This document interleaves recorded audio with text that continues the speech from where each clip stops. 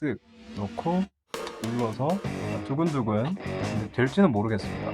이거는 정말 무시 못할 성능의 차이입니다.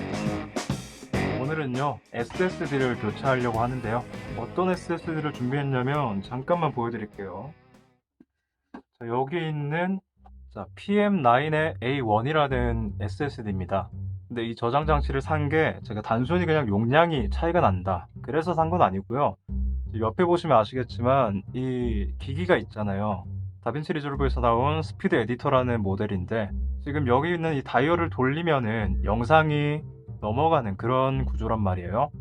근데 프로그램 내에서 이거를 돌리면은 특정한 이 회전 속도가 넘어가 버리면 영상이 굉장히 뚝뚝 끊기면서 넘어가더라고요.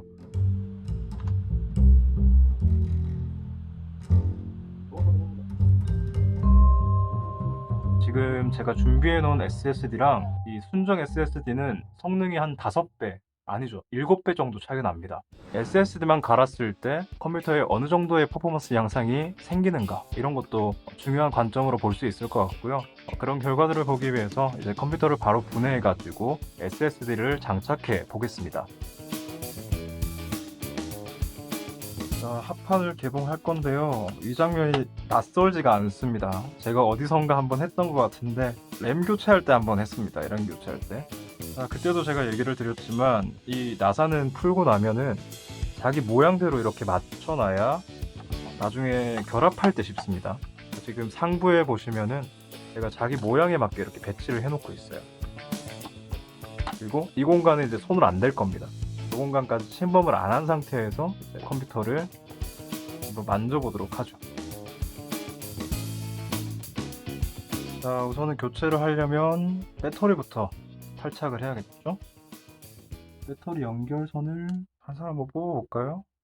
살살, 천천히. 오! 오! 제발 나중에 연결할 때 망가지지 않았으면 좋겠습니다. 이쪽에 SSD 공간인데 쓱 풀어줍니다. 쓱. 그리고 이걸 당겨서 빼는 건가요? 잘 모르겠네요. 아, 위로 들어서 빼는 거. 오케이, 좋습니다. 이렇게 놔둘게요. 자, 저 SSD 교체가 처음이거든요. 그래서 굉장히 떨립니다, 지금. 제가 하는 도중에 뭔가 잘못되진 않을까? 네. 기계가 망가지진 않을까? 이런 걱정도 좀 되고요.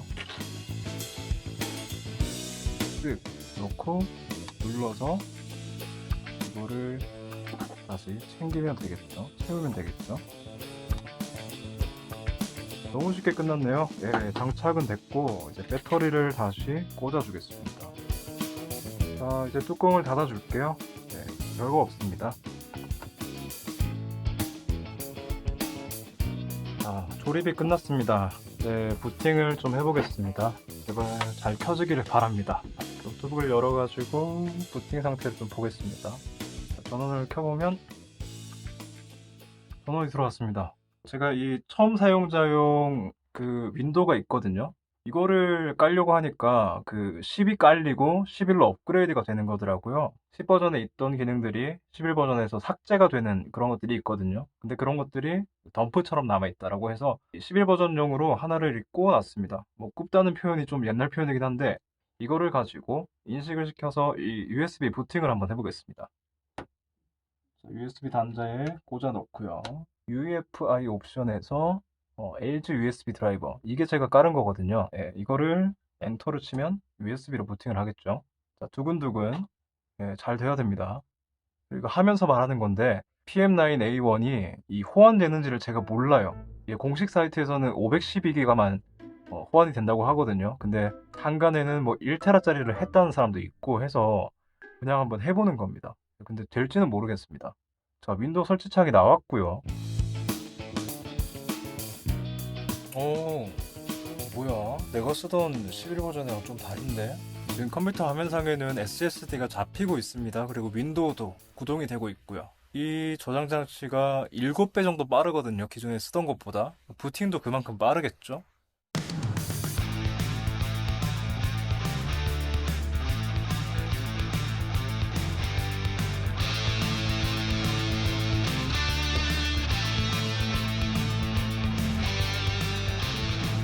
에디 페이지고요.